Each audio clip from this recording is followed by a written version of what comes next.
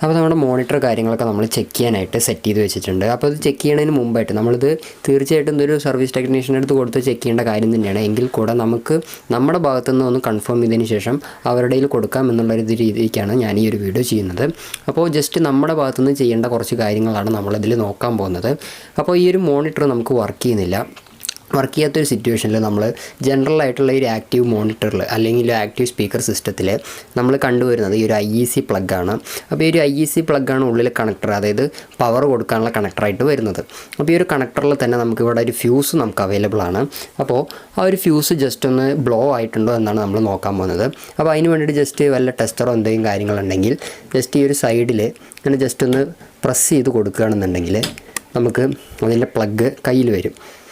ആ ഒരു ഫ്യൂസിൻ്റെ കാരിയർ നമുക്ക് കയ്യിൽ വരും. കാട്രിഡ്ജ് ഫ്യൂസാണ് ഈ ഒരു ടൈപ്പ് മോണിറ്റേഴ്സിലും കാര്യങ്ങളിലൊക്കെ വരുന്നത്. ഇതാണ്ടില്ലേ, ഈ ഒരു ടൈപ്പ് ഫ്യൂസാണ് വരുന്നത്. അപ്പോൾ ഇവിടെയാണ് ഇതിൻ്റെ കാട്രിഡ്ജ് ഫ്യൂസ് ഹോൾഡർ. അപ്പോൾ ഈ ഫ്യൂസ് ഇങ്ങനെ എടുത്തതിന് ശേഷം ജസ്റ്റ് ഒന്ന് നമ്മൾ അടുത്ത് നോക്കുകയാണെന്നുണ്ടെങ്കിൽ തന്നെ നമുക്ക് ഫ്യൂസിന് വല്ല പ്രശ്നം കാര്യങ്ങളൊക്കെ ഉണ്ടോ എന്ന് മനസ്സിലാക്കാൻ പറ്റും. അപ്പോൾ നമ്മുടെ ഫ്യൂസ് ബ്ലോ ആയിട്ടുണ്ട്. ഫ്യൂസ് ബ്ലോ ആയതുകൊണ്ടാണ് നമ്മുടെ മോണിറ്റർ വർക്ക് ചെയ്യാതിരുന്നത്. അപ്പോൾ ഫ്യൂസ് ബ്ലോ ആയി കഴിഞ്ഞാലും ഇങ്ങനത്തെ ടൈപ്പ് കണക്ടേഴ്സിൽ ഒരു സ്പെയർ ഫ്യൂസ് അവർ വയ്ക്കാറുണ്ട്. ഒരു സ്പെയർ ഫ്യൂസ് അവർ വെക്കാറുണ്ട്. അപ്പോൾ നമുക്ക് ചെയ്യേണ്ട കാര്യമെന്ന് പറഞ്ഞാൽ ഈ ഒരു സ്പെയർ ഫ്യൂസ് ജസ്റ്റ് തിരിച്ചിവിടെ വെച്ചതിന് ശേഷം ഉള്ളിൽ ഇൻസേർട്ട് ചെയ്ത് കൊടുക്കുകയാണ് ചെയ്യേണ്ടത്.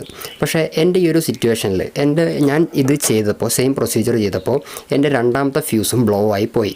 അപ്പോൾ രണ്ടാമത്തെ ഫ്യൂസും സെയിം ഇതിൽ ബ്ലോ ആയി പോയപ്പോൾ ഇനി നമുക്ക് മനസ്സിലാക്കാൻ സാധിക്കും ഇതിന് അകത്തുള്ള സർക്യൂട്ടിൽ എന്തോ ഒരു പ്രശ്നം കൊണ്ടാണ് വെക്കുന്ന ഫ്യൂസൊക്കെ അടിച്ചു പോകുന്നതെന്ന്.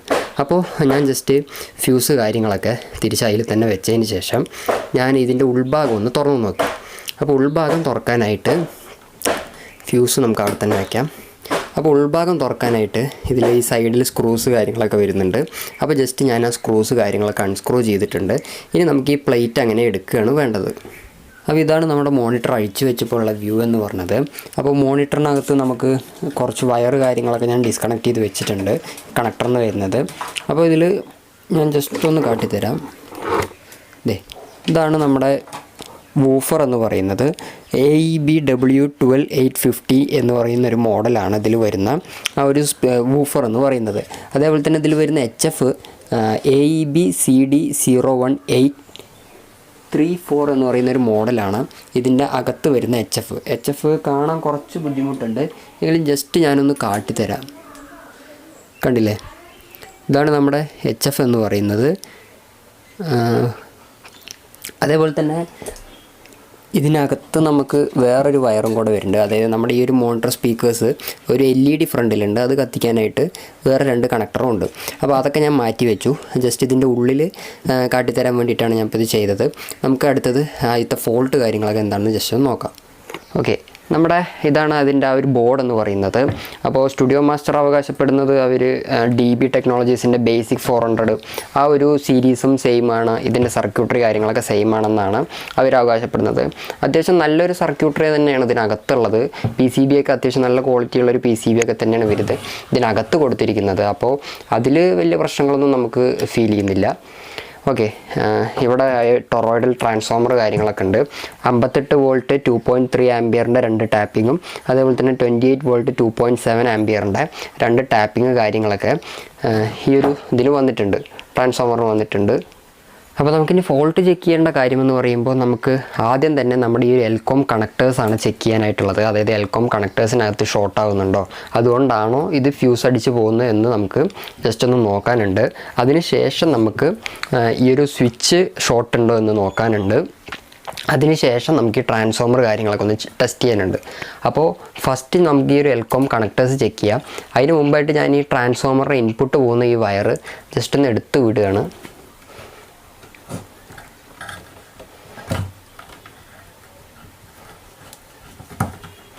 ഓക്കെ, ട്രാൻസ്ഫോമേഴ്സിലേക്ക് പോകുന്ന വയർ ഞാൻ എടുത്ത് വിട്ടിട്ടുണ്ട്. ഇനി നമുക്ക് ഇതിൻ്റെ എൽകോം കണക്ടേഴ്സ് ഒന്ന് ചെക്ക് ചെയ്യാം. അപ്പോൾ എൽകോം ചെക്ക് ചെയ്യാനായിട്ട് നമ്മൾ മൾട്ടിമീറ്റർ കണ്ടിന്യൂറ്റി മോഡിൽ ഇട്ടിട്ടുണ്ട്. ആ ഒരു ബീപ്പ് സൗണ്ട് നിങ്ങൾക്ക് കേൾക്കാമെന്ന് വിചാരിക്കുന്നു. എന്നിട്ട് നമ്മൾ നമ്മുടെ ലൈനും ന്യൂട്രലും തമ്മിൽ വല്ല ഷോർട്ട് ഉണ്ടോ എന്നാണ് നോക്കുന്നത്. അപ്പോൾ ലൈനും ന്യൂട്രലും തമ്മിൽ നമുക്ക് വലിയ ഷോർട്ടൊന്നും തോന്നിക്കുന്നില്ല.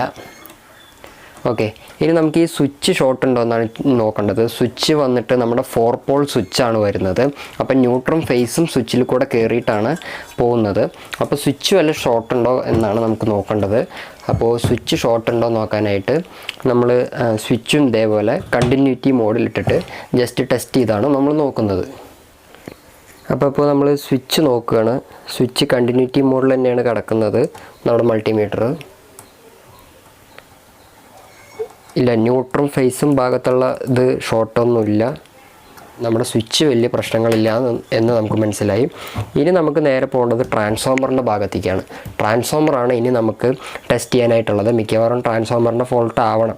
കാരണം ഈ ഒരു സീരീസ് സ്പീക്കേഴ്സിൽ കൂടുതലായിട്ട് ഈ ഒരു ട്രാൻസ്ഫോമർ ഫാൾട്ട് കാട്ടുന്നുണ്ട് എന്നാണ് ജനറലായിട്ട് ഇതിൽ നിന്ന് വരുന്ന കംപ്ലൈൻറ്റ്. അപ്പോൾ ജസ്റ്റ് ട്രാൻസ്ഫോമർ നമുക്കൊന്ന് അഴിക്കേണ്ടതായിട്ടുണ്ട്. ട്രാൻസ്ഫോമർ അഴിക്കാനായിട്ട് ഇവിടെ നമുക്ക് അലൻ കീ ബോൾട്ട് വരുന്നുണ്ട്. ഓപ്പോസിറ്റ് അതിൻ്റെ നെട്ട് കാര്യങ്ങളൊക്കെ വരുന്നുണ്ട്. അപ്പോൾ നമുക്ക് അതൊന്ന് അഴിച്ചു നോക്കാം. ഈ ഒരു ട്രാൻസ്ഫോമർ ഈ സൈഡ് കണക്ട് ചെയ്ത് വെച്ചിട്ടുണ്ട്. അപ്പോൾ കണക്ഷൻ നമുക്കൊന്ന് ഡിസ്കണക്ട് ചെയ്യണം. നമ്മൾ നേരത്തെ ചെയ്യേണ്ടതായിരുന്നു.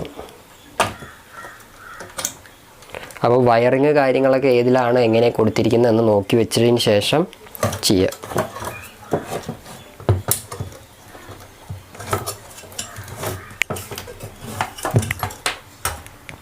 നമ്മുടെ ബോർഡ് സെപ്പറേറ്റ് ആയി വന്നിട്ടുണ്ട്. ഇതാണ് നമ്മുടെ ട്രാൻസ്ഫോമർ. അപ്പോൾ നേരത്തെ ഇതിൻ്റെ റേറ്റിംഗ് കാര്യങ്ങളൊക്കെ ഞാൻ കാട്ടിത്തന്നുണ്ടായിരുന്നു. അപ്പോൾ ഈ ട്രാൻസ്ഫോമറാണോ ഫാൾട്ട് എന്നാണ് നമുക്കിനി നോക്കേണ്ടതായിട്ടുള്ളത്. അപ്പോൾ നമ്മളിതിൻ്റെ ട്രാൻസ്ഫോമർ ടെസ്റ്റ് ചെയ്യുകയെന്ന് പറഞ്ഞാൽ നമ്മുടെ ഇതാണ് നമ്മുടെ 220 വോൾട്ടിൻ്റെ ഇൻപുട്ട് ടെർമിനൽ. അപ്പോൾ ഈ ഒരു ടെർമിനൽ കൊടുത്തതിന് ശേഷം ഇത് നമ്മൾ തിരിച്ച് ആ ഒരു ബോർഡിൽ കണക്ട് ചെയ്തിട്ട് വർക്ക് ചെയ്ത് നോക്കുകയാണ് നമ്മൾ ശരിക്കും ചെയ്തത്. പക്ഷേ നമ്മൾ ഈ ഒരു ഇൻപുട്ടിലോട്ട് ഫ്യൂസ് ഇല്ലാണ്ട് ഡയറക്റ്റ് നമ്മൾ AC ലൈൻ കൊടുത്തപ്പോൾ നല്ല രീതിക്ക് നമ്മുടെ ട്രാൻസ്ഫോമർ ചൂടാവുന്നുണ്ട്. അതേപോലെ തന്നെ ഇതിൻ്റെ ഔട്ട്പുട്ട് ടെസ്റ്റ് ചെയ്ത് നോക്കിയപ്പോൾ നമുക്ക് ഔട്ട്പുട്ട് കാര്യങ്ങളൊന്നും കിട്ടുന്നുണ്ടായിരുന്നില്ല. അപ്പോൾ നമുക്ക് ഉറപ്പിക്കാം ഈ ഒരു ട്രാൻസ്ഫോമർ തന്നെയാണ് ഇതിൽ പ്രശ്നം ഉണ്ടാക്കിയത് എന്ന്. അപ്പോൾ ഈ ഒരു മോഡൽ മോണിറ്ററിന് മാത്രമല്ല, അതായത് ഈ ഒരു ബേസിക് 400 മോഡൽ മോണിറ്റർ മാത്രമല്ല, ഫിഡക്കിൻ്റെ മോണിറ്ററിനും ഇതേ സെയിം പ്രശ്നം, അതായത് ഈ ഒരു ട്രാൻസ്ഫോമർ പെട്ടെന്ന് അടിച്ചു പോകുന്ന പ്രശ്നം നമുക്ക് ശ്രദ്ധയിൽപ്പെട്ടിട്ടുണ്ട്. അപ്പോൾ ആ ഒരു ട്രാൻസ്ഫോമർ ഞാൻ മുമ്പ് വർക്ക് ചെയ്ത അവിടെയും ഇതേ സെയിം ടൊറോയിഡ് ട്രാൻസ്ഫോമർ അവിടെയും കേട് വന്നിട്ടുണ്ട്. അപ്പോൾ നമുക്ക് ഈ ട്രാൻസ്ഫോമർ റിവൈൻഡ് ചെയ്യണം, അല്ലാതെ വേറെ വഴിയൊന്നുമില്ല.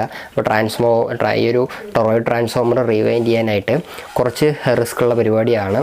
അതായത് നമ്മൾ പുറത്ത് കൊടുത്ത് ചെയ്യിക്കുകയാണെങ്കിൽ നല്ലൊരാളുടെ അടുത്ത് ചെയ്യിച്ചാൽ മാത്രമേ അതിൻ്റെ ആംബിയറും അതിൻ്റെ വോൾട്ടേജും കറക്റ്റായിട്ട് നമുക്ക് കിട്ടുള്ളൂ.